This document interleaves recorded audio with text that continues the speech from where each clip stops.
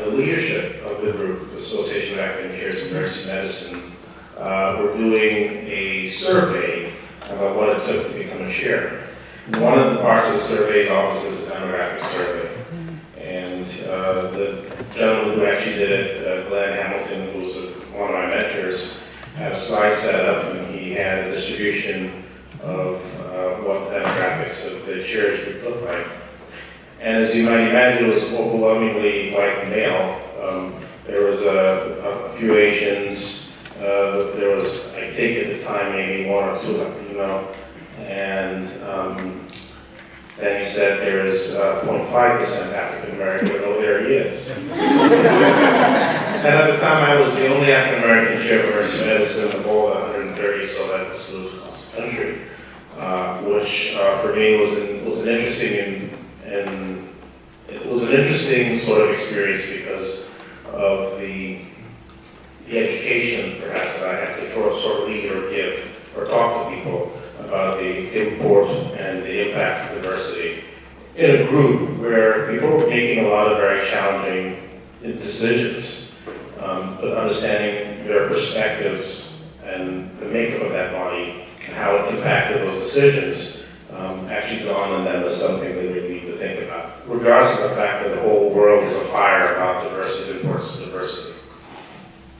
In my position now, I get to take a look at diversity from a whole different level in terms of what the composition of the deans look like across the country. And again, as you might imagine, there are not many deans who are minority. There are more, believe it or not, than in chairs of emergency medicine. And that's simply because they come from a number of specialties. The deans who make it there are just exceptional people. I mean, truly exceptional people.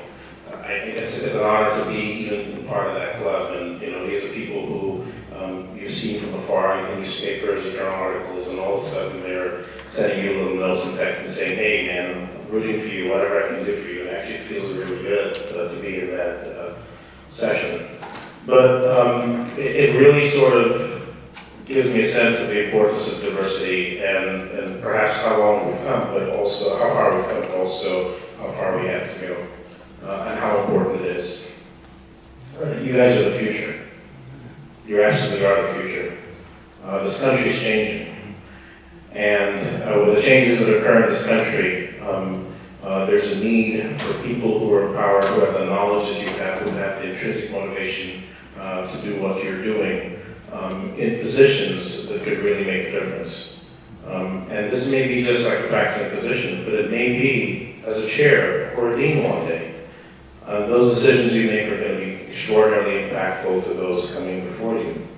And it's simply because when you reach that level, your whole perception, your approach is different. And people realize that. And you can have enormous impact in decision making that impacts all of healthcare. Mm-hmm. As a dean, I said this to I think you were at the College of Medicine Executive Committee. I was going to sort of share some of this. I thought I knew a lot as a chair of emergency medicine, and I felt, yeah, probably do. When I reached this position, I'm like, oh my gosh, there's so much more that I just don't know. I've learned a lot about stuff that I knew about. I've learned a lot about stuff that I thought I knew about and I really didn't know about. There's stuff that I had no idea existed that I learned about, and there are things that I didn't even want to know about that I learned about too. And at every stage of your career, at every stage of development, it's an educational process. And for me, it started just the way you are right now, in these chairs, with someone, believe it or not, looking like me, talking to you. Because when I was at the University of Maryland, the dean then was Dean Wilson. And he was one of the only, I think at the time, I think it was the only African American chair of a medical school at that point in time. And I remember sitting in a chair, looking at him and saying, for a split second, because it disappeared so quickly, I want to be like him. And then it just disappeared, because I said, that's not possible. There's no way. But he motivated me in so many different ways about what could be possible, achieve. And I took that to heart. And I think that probably drove me in many ways to do what I'm doing today and to reach as far as I've come. He did serve as a mentor to me. He served as a distant mentor because I would watch him, I'd see the things he did, I'd see how he operate. Over time, I've had many mentors like that, those who were close and those who were fairly distant. But they were all impactful in my career path, and I think it's really important. I've got a couple, just a few messages for you this evening, nothing too significant. One is that, you know, I'm sure looking around the room that all of you are going to be successful. I just know it. And the key to success for me, I think were one of two things. One was finding mentoring relationships that would be impactful in my life, right?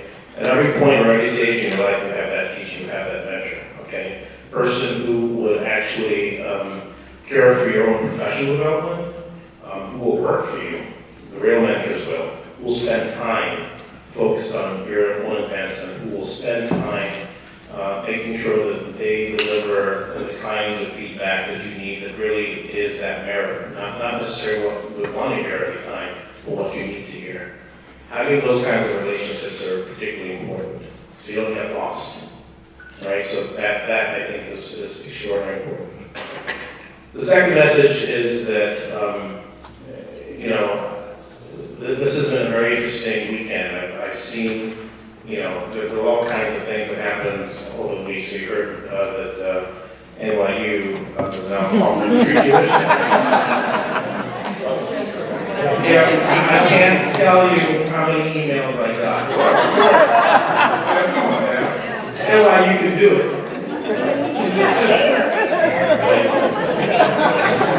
Just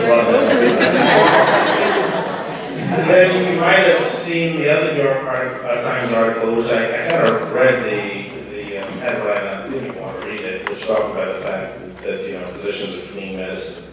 They're hanging their hats and they're despairing because for whatever reason, medicine was no longer satisfying to them. There's a reason when you interviewed here and you compelled the interviewers that you wanted to be at the University of Florida, there was an intrinsic motivation, right? Something you wanted to do. It's not you wanted a brand new, you know, wonderful certificate. It was not that you just wanted to have a couple more letters in your name or publish 100 more articles, right? It's really an intrinsic motivation about wanting to care for people and wanting to make a difference on an individual basis, right? Whenever you do what you do, the hard tests, step 1, step 2, you know, something that's really tough or something that really is going to, you know, push you to the brink in terms of your stress, I want you to reflect for a moment and think about the reasons you wanted to get into this to begin with. Because if you hold true to that reason, I don't think you're going to hang your hat up at the end of the day, right? It's something you're going to have to want to do. It's the reason you're here. In fact, it's the reason you're chosen, because we saw in you that intrinsic motivation to do that thing, okay, which is being a physician. And understanding what that means and how it impacts you when you actually do this in your daily life as a professional, okay? Don't forget that. There are a lot of extrinsic motivations in this world. Money, power, the titles, all of those things. But I'll tell you that even though I'm doing this, you might still see me in an evening on a Friday or maybe an overnight on a Saturday practicing medicine. And the reason is simple. It's because I went to medical school to do one thing, which is to take part in that individual interaction with a patient. That's what I wanted to do. And I'll still continue to do it. Because if there's anything that now motivates me to do better, perhaps, or do something that's going to be impactful, it comes from those individual interactions with patients and people whose lives are trying to make a difference. So I think that second message to you is, you know the reasons you came here. You have an intrinsic motivation to do good.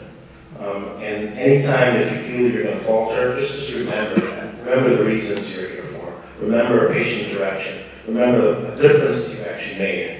I'm not saying it's going to solve all the world hunger and solve every perfect problems, but at least it will motivate you to think a little bit more carefully about the fact that this is really what I want to do with my life. That's really very important. Okay. The third thing I did mention before is that you're the future. I could quote numbers. We can look at issues of what proportion of Latino or African American or others are in the population of physicians versus the general population. We can pour over those things all night, all day. They're important. Those are numbers. The impact is really what's important. Okay. In our College of Medicine Executive Committee, I actually got a really nice compliment from someone that was good to hear. That one of the things I got up and said was that in that whatever it is we do, we also can't forget about the importance of community engagement. Okay. And why is that important? Well, it's important because when we think about what we do as part of our mission, it's about the health of our population. And we can't do that in our environment without really thinking about community engagement. All over the world, or probably in the United States, we have these wonderful, high-intensity, high-octane academic health centers with seas of disparities around them. Okay, we wonder why that's happening, and it's you can replicate this. Go to Colombia and go to East Harlem, and you can see that issue. Right? You go anywhere and you begin to see those things, unless you really are seated in the pocket of affluence. Communication is extraordinarily important. And I think that it takes a diverse population of physicians, a diverse set of decision makers to really begin to think about what that means and how it can actually impact communities where disparities exist. Okay? Without that kind of a point of view, without that kind of perspective, we won't have community engagement. And I think about that personally as a very important factor in what we do and our responsibility as a higher ed institution and as a school of medicine. That's got to be part of our mission also.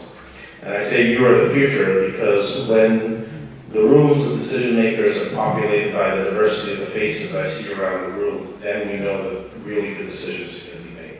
I think that's really key. So if intrinsic motivation is not enough, then think about how you can actually impact a larger population by being able to make good decisions and being at the table. I think that's also important. Okay? That's all that I have. I want to welcome you back. For those of you who are coming back, and for those who are here for the first time, I want to welcome you. This is a terrific environment, and I will continue to do whatever it is I can do to support all of you to make sure that you guys are successful. Because again, you're the future. Thank you.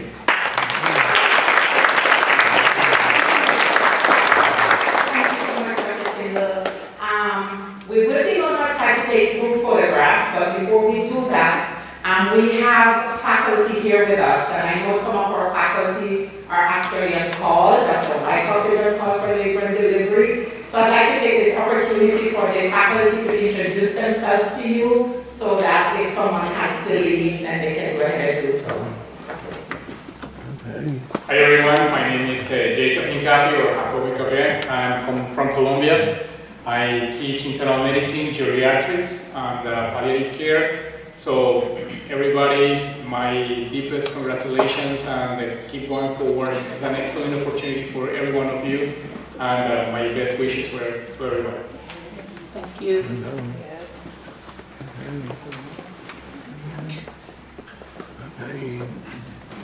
Hello everyone, Eric Wyckoff, I'm an obstetrician gynecologist. Welcome. Very excited to work with y'all guys. My door is always open. Looking forward to it. Let's see, what else? I think Dr. Tyndall pretty much said it all. Make sure you don't isolate yourself. Remember, no man is an island. Work together, and we're here to do whatever we need to do to make sure that y'all are successful. Okay? Thank you.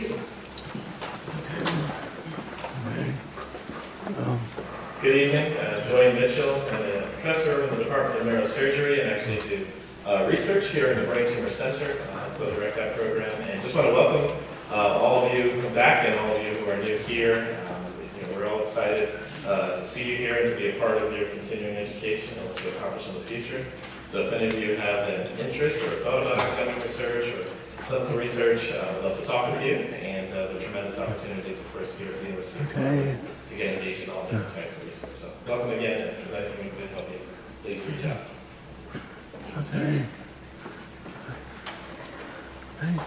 Ryan will do a brief welcome and then she'll make comments later, but maybe she has to leave too. So I just introduce myself, or do your name? So welcome. I think I've met most of you guys as spoke at orientation for the first years and lecture to all of you guys. But I'm Dr. Ryan. I'm a general pediatrician. I guess the reason I might have to leave before the end is my 3 kids are over there doing homework. Single mom, it's one of my kid days, so good they are. Welcome to everybody. I'm one of the assistant deans in the Office of Diversity and Health Equity. I do your all's LGBT curriculum, and I think this year too I'll be the faculty sponsor for LACSA. So you guys will see me in many roles, and I'll also probably be hanging out many Friday afternoons, especially at the office kind of where you guys have a room to study and hang out. A little office that they keep me in there. So my door is also always open. I'm in clinic across town at Tower Square, so that's why I'm not physically here in the Health Science Center all the time. But anything I can do for you guys, email me, call me, swing by and see me. And if anyone for the first and second years wants to spend some time in clinic with us, you're welcome to come to clinic, and anything else I can do, we're here for you guys. I'm excited to welcome all the new faces. I met some at the table that I was sitting at, but I see other new faces around the room.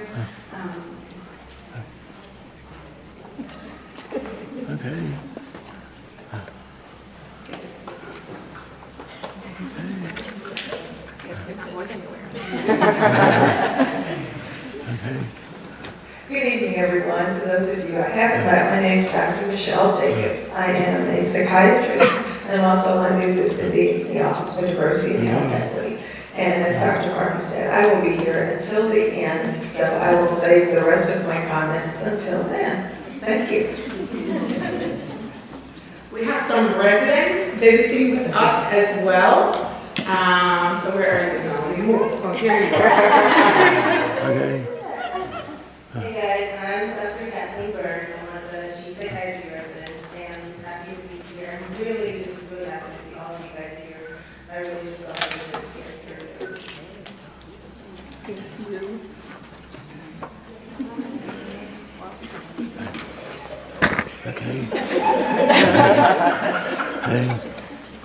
It's family. Didn't expect that microphone. Hey everybody, I'm Wallace Maziel. I graduated from here in class 2015, and now I'm in my last year of dermatology. This is a big group. To be honest, my 4 years last year, I was happy ever had a group. It's awesome to see this. But yeah, look forward to meeting y'all. Thank you.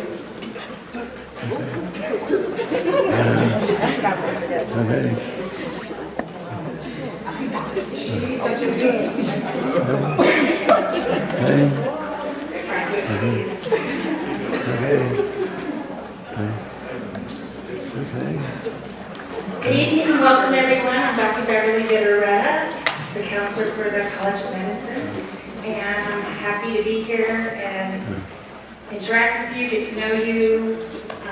You're welcome to come to my office, not just because you have a problem, but I would recommend scheduling an appointment for us, even if it's just a chat, it's fine. The reason for the appointment is I'm trying to maintain privacy and confidentiality. I wouldn't want you guys running into each other. That's the only reason why. It's not because I have a closed door policy and I don't want to see anybody, okay? So do schedule an appointment. It could be for a problem, it could be just to say hi, whatever it is fine. Sounds good? All right, thanks. And you have all met Scarlett and Miss Joyce. I hope here. And so, Hi, everyone. Former program coordinator for the Summer Health Professional Education Program. Some of you were mentors, some of you not. But I recently transitioned now, and I'm currently a PhD student. But because of how welcoming Dr. Parker is, I love to support students. So you'll probably see me, probably not. But yes, we have a wonderful office. So I also think that is an account. it seems like we should probably just come to the introduction. What do you think? Yeah, and then take the pictures, or should we take the pictures first? How many want to take pictures first?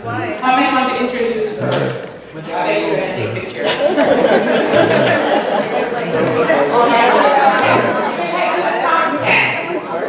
Content area.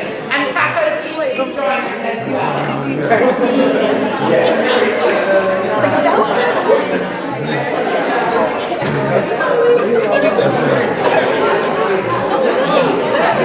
Some mac and cheese? No. I'm sorry.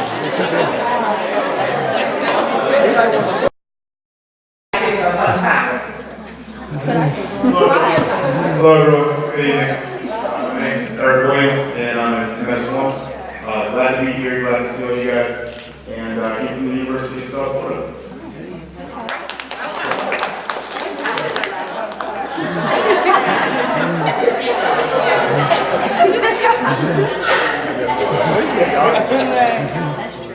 Hello, everyone. My name is Chelsea Camps. I'm a first year, and I went to the University of Central Florida in Orlando. I'm originally here from Kingston.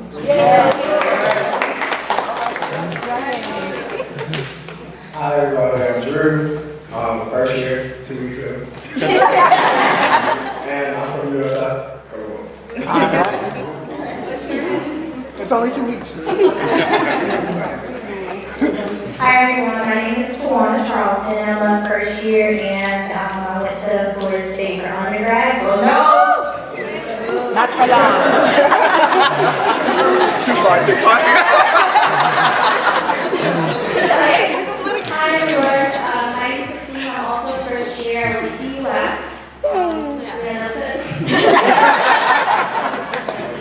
Hello everybody. Rebecca, first year. I went to UF, but I am an original bachelor. So. Yeah.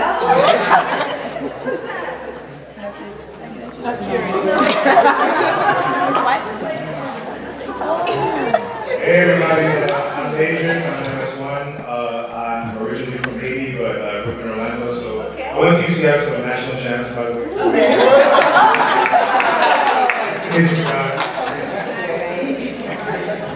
Hello everyone, my name is Randall Proctor, I'm from Jacksonville.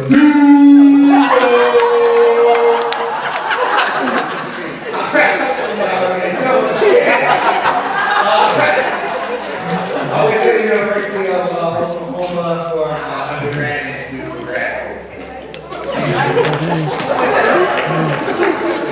Hello everyone, I'm Arnold Miguel from Miami, my undergrad at FIU. Not much time. It's a good time.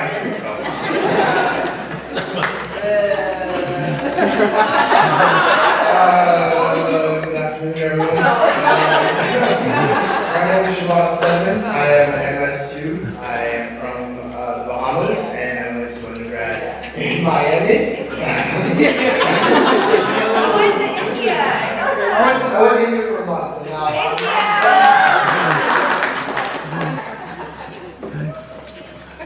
Hello, I'm Dominique, Gabrielle's twin sister. And I'm MIT, and that's fun. Hey everyone, I'm Kevin Carroll, I'm a second year here, and I originally grew up in Haiti from US. Hi everyone, I'm Giorgio, I'm an MS2. I went to undergrad in University of Pennsylvania, and I'm from Miami. Hi, my name's Deandra. I went to UF and I'm from Pepperdine. I'm second year. Hi everyone, I'm Serena. I am an MS2 in one year for undergrad from Orlando. High school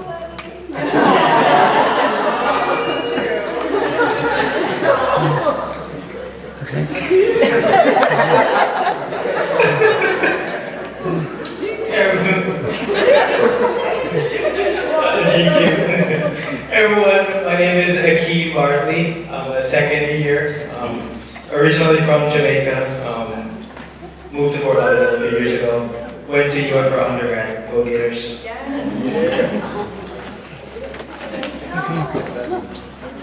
Hi everyone, my name is Blake Stacy. I am crashing the party a little bit, but I'm Catholic.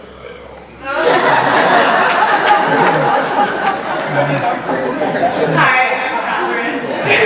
He's taking me over. I am an MS2. I'm originally from Venezuela, but grew up in South Florida, like Miami, Fort Lauderdale, Weston. And yeah, that's it. Go Gators. Hi, my name is Maylin Oliva. I'm an MS2. I went to FIU for undergrad. Go Panthers! Not for sports, but you know, like okay, so yeah. I'm from Miami originally. Actually, Hialeah, 305. All right, I guess I'm Dwayne Mitchell. I am beyond MS4. Let's see, I'm originally from New Jersey. Went to Rutgers College for undergrad. Was a biology major there. Duke University for medical school and graduate school. Stayed there for residency in pathology and also neuro-oncology fellowship. 8 years of faculty there, and then I've been here at the University of Florida now for 5 years. That's way too long. I'm Adrian Tyndall. I'm like MS34. From Maryland, went to GW undergrad, go Colonials. Went to University of Maryland for medical school, Turtles. I did my residency there at Shock Trauma. Yeah, you're good, okay, all right. Did residency for emergency medicine at University of Maryland Shock Trauma. I went to New York to begin life as a physician. I've been here now for, 12 years. I'm a professor of emergency medicine, and I guess you're in Trinity.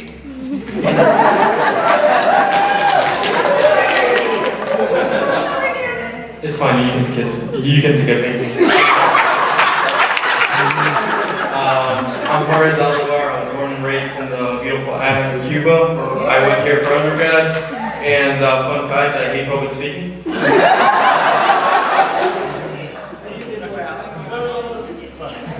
Hi, I'm Samara. I'm MS3.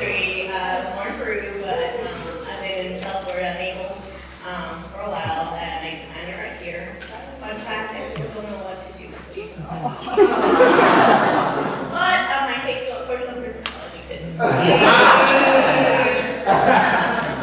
My name is Annalise. I am MS3. I'm from Ocala. Went to Duke for undergrad. Okay. Bye, my people. And my fun fact is that I'm going to see Queen Beyonce in about a week and a half.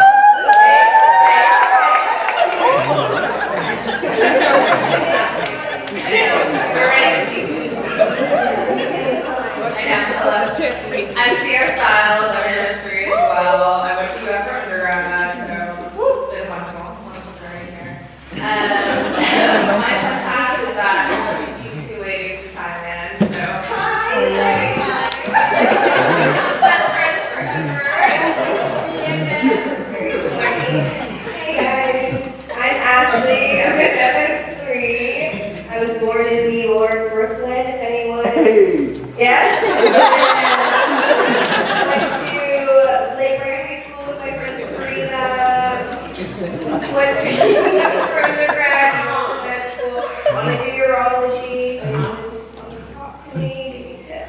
tips for you, but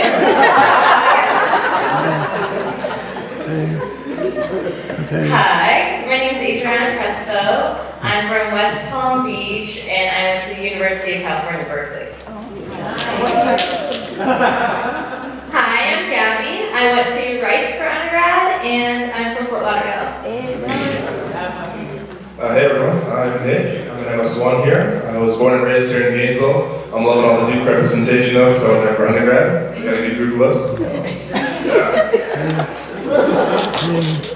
Hi guys, my name's Daniela. I also grew up in Hialeah, just like my big, and I came here for undergrad. Okay. Hi everyone, my name is Paola. I am originally from Mexico, and I also came here for undergrad. Hi, my name is Silvio Martinez. I'm originally from Venezuela, but I grew up in Orlando.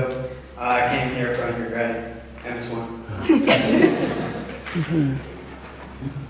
Hi everyone, my name is Denise. I'm from Argentina originally, but I moved to Miami with there for 15 years and moved here to Gainesville about 3 weeks ago.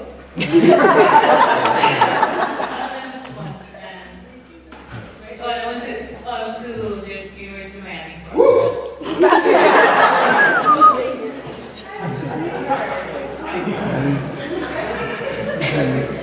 Well, hello, my name is Vanessa Metalis. I am a MS2, originally from Montreal, Canada.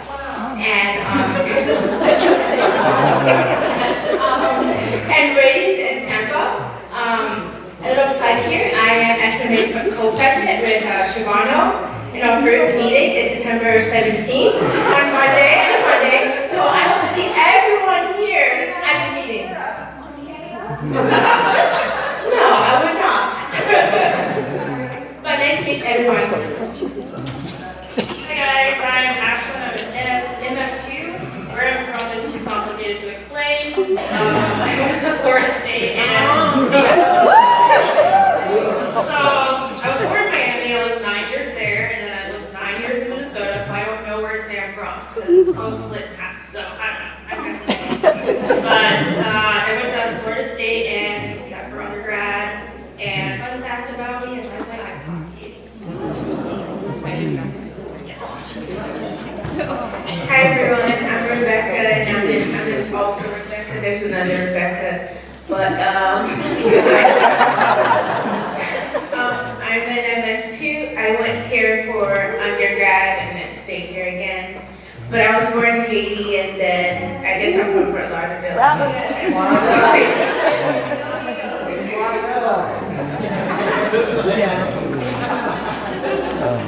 Hello everyone, my name is Leanne Newby.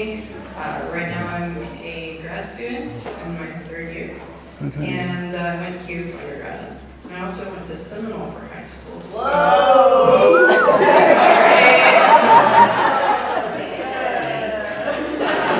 So she's a grad student because she's an MD PhD candidate.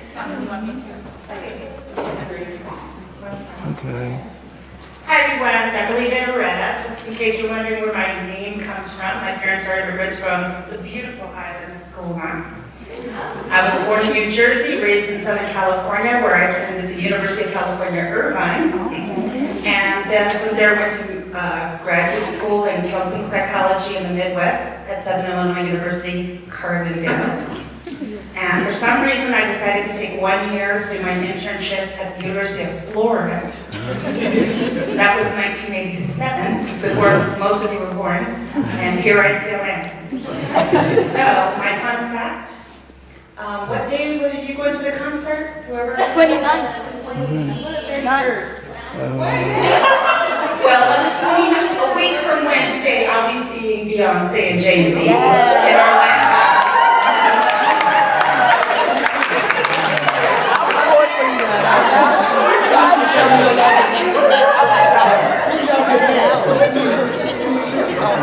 So my wife and Joe are going to Atlanta to see a certain concert someone's going to go see.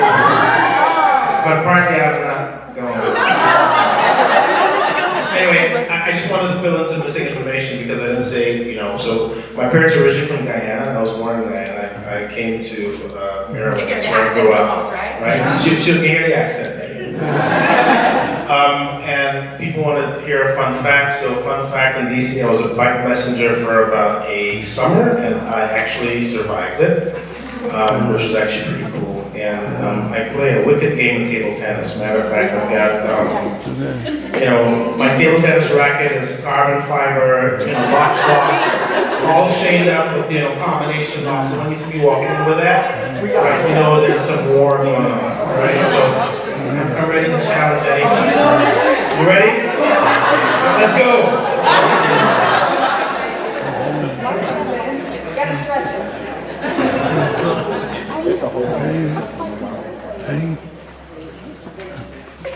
Hello, I'm Maria Casania. I'm an MD PhD student. I'm going into my 6th year. So I'm in grad school now. And a fun fact. I went to Florida A&M University for undergrad, go Rattlers. And a fun fact is, this summer I got to go to Greece and Italy. My name's Len. I went to UF for undergrad. My fun fact is that I met Dr. Barker and Dr. Jacobs and Ms. Carroll when I was 16. I was in medical school since then.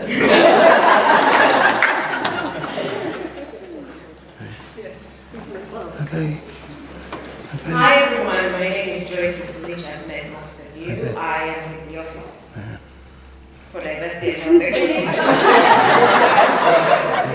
Anyway, fun fact, I was born in Uganda, born and raised in Uganda. What else? Oh, and I'm a Pila dancer.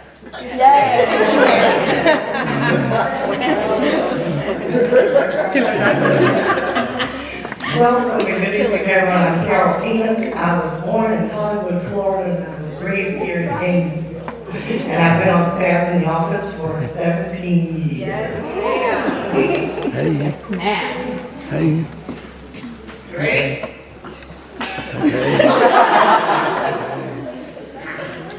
Hello, I'm Julian Porto.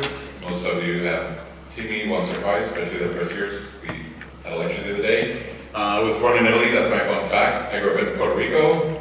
Spanish is my first language. And I try to play the piano like Dr. Kendall. I'm not as good as him, but it's another fun fact.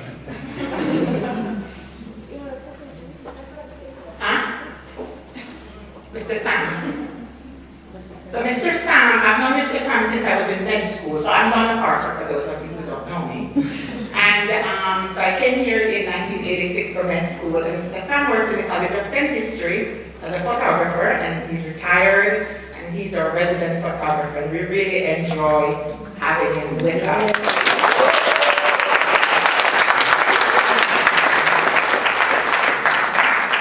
So I was born and raised in Jamaica, and finished high school there, came to Miami-Dade Community College, went to Brevard Community College, went back to Miami to FIU, came to Gainesville in 86 and never left. So I hope it will happen to some of you. But what I really love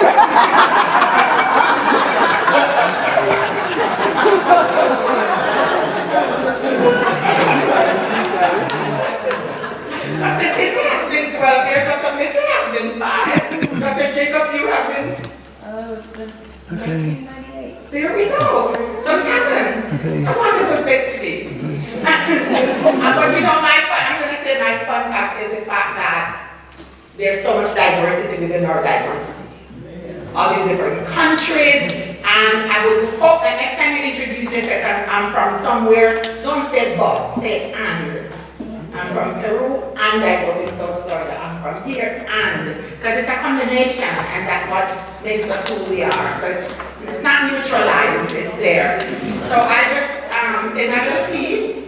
Welcome, welcome. This is one of my most exciting times of the year is to have the students come in and then also at graduation. Seriously, now the Office of for Diversity and Equity is really here for you. And it wouldn't be there if we didn't have more students like you to serve. So it truly is. It's in M108. We're not in this beautiful building because we needed more space and we chose to stay over in the other building so we can have the beautiful space we have for offices. There's a study room adjacent to M108. What is it, M1? 113. M113.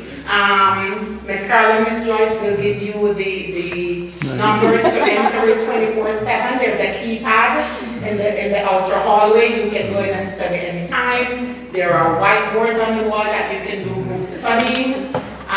The graduates have left textbooks that you can come in. There's a library system. You can check out textbooks so you can save a little money.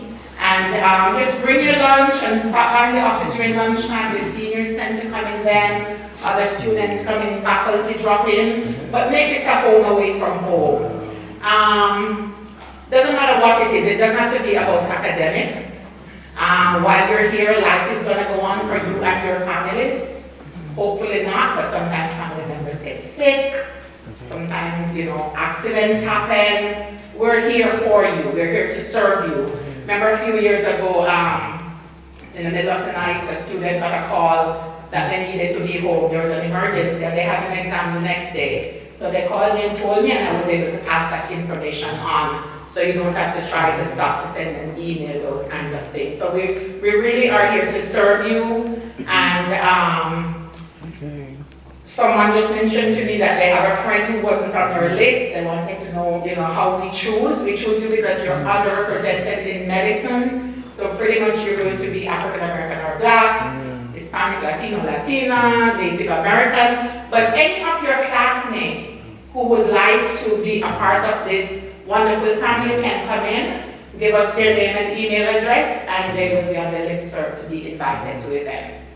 So we're not excluding others, but we want to provide an environment with equity. The goal here is for all of you to study and not have to worry about other things. We want to provide a climate that you feel comfortable in, that you feel like you belong, and you can strut across any hallway and know your entire feel proud, and you can study. And if you feel like you need help, you can go for help from Dr. B. We have tutors for all medical students. We have Mr. Gorski, who's a learning specialist. Med school is different. With this integrated curriculum, you'll be learning differently. If you're used to just memorizing and taking tests, it's different. So you may have to call on your other methods of learning. And Mr. Gorski has tools that he can help you identify the best ways to learn. There's nothing shameful about it. It's about excellence. It's about doing all the things you need to do in order to excel. As Dr. Tittle says, your patient's waiting for you to be served. That's why we do this. We do this so that we can graduate. Yes, we will have a good lifestyle, but the bottom line is we have patients waiting on us to be served. And we know the studies, we talk about it from interview day, that physicians and patients who have something in common have better doctor-patient relationships. The patients are going to adhere better to their medical treatment. And so our goal for good diversity and inclusion is health equity. So if anybody ever asks you, why do you have an office for diversity and health equity? We say, for health equity. That's why we have it, and we're very proud. I mean, we're really moving, forward. As Wally said, when he came to med school, he didn't have as much diversity in his class. I think, Dr. Good was our last dean who just left, and he was a great supporter of diversity. And I can't help thinking to myself that when Dr. Tindall was appointed as interim dean, that was an exclamation mark. And so we can't take it lightly. This is serious. And so we have a lot of work to do, and the best way we can do this work is to excel and get out there and serve those patients and show people that we are excellent. Diversity equals excellence. And we just want you to be comfortable. So be safe, keep in touch with each other, be your brothers and sisters keepers. If you're here studying late at night and you guys decide to, you go home your separately, just check on each other and make sure that each other has reached home safely and they're in their place of abode. So you are your brothers and sisters keepers. If you have any concern about yourself or others, please get in touch with us. I'm going to give you my phone number.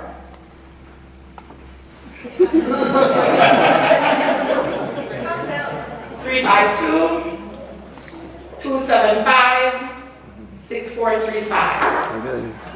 352-275-6435. I've been doing it for over a decade and it's never been abused.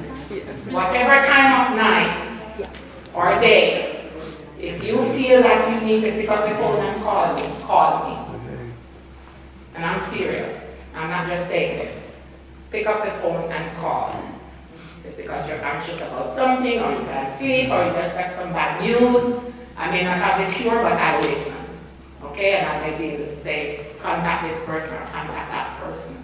But we really want you to feel like this is a home away from home for you.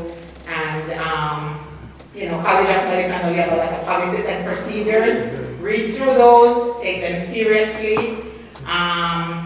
One thing I was reminded about is respond to your emails from faculty and administration, okay? Because if you don't, that can be seen as unprofessional behavior. And it's difficult. Lots of emails, lots of moving parts, but just pay attention to that as well. If one of you from the MS1 or MS2 couple you get an email, text your friend and say, oh, did you see such and such an email from so-and-so? So you can help protect each other and have each other's back. That's the way this is supposed to work. All right, so when I have Dr. Jacobs say a few words, I'm going to leave the last words to Dr. Jacobs.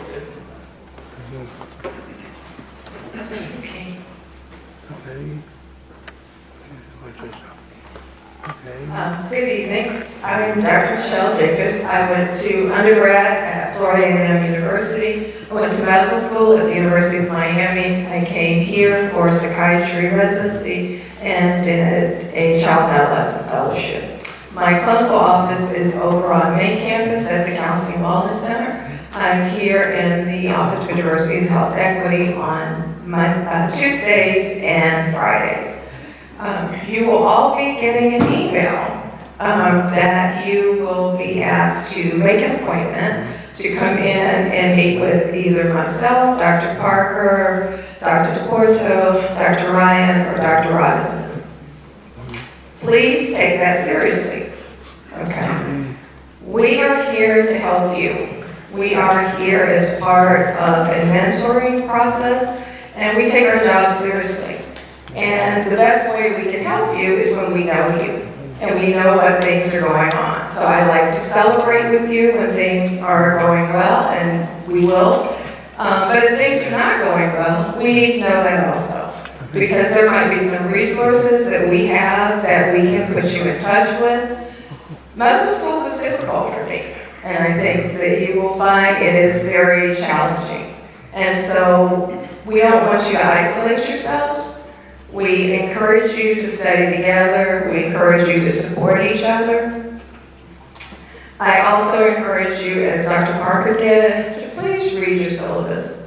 Because I sit in meetings where things come up, and the first thing that is referred back to is, well, it was in the syllabus. And so the professors expect that whatever information that they have put in there, that that's what they're going to hold you accountable to. I also asterisk about emails. You need to remember that we are part of the faculty. So when we send you an email, we need for you to respond. Because if you don't, that's unprofessional behavior, not just with Dr. Duff or Dr. Novak. It's also if you do it to us. Okay? The other thing I really would like to see happen is that I was talking with some students the other day, and I realized that there is not a vertical transmission of information that's going on. And I really, really think that the fourth, the third, second year should be passing on information that was helpful to the first years. And we really need to get back into that vertical transmission. I've been in the office and a senior student walks in and I've asked someone, do you know who that is? They're like, no, I don't know who that is. I'm like, no, I need to introduce you to this person. Okay, so I really encourage you to be a part of LAMSA and SMA, because I think if all of the classes are involved in those, then that will help with the vertical transmission. Okay, so we are here, we want to see you succeed, and as always, welcome. Okay. I know you didn't say where you were from.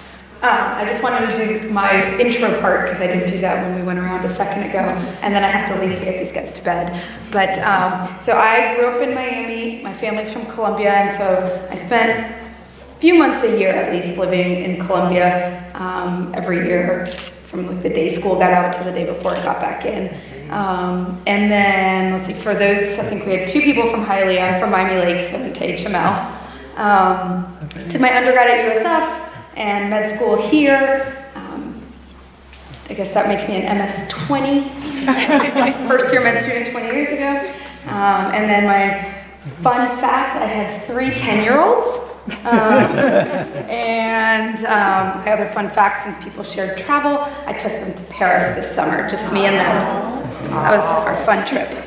Fun and brave. Oh, and hey, Donna. Let me give you guys my number as well. So Stephanie Ryan. And it's 352-474-1381.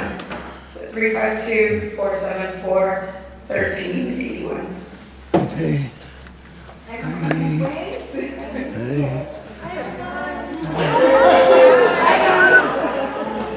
Any no introduction.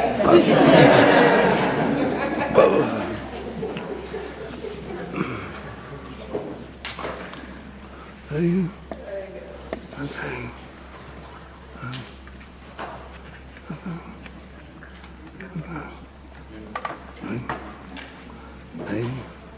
Lamsa and SNMA.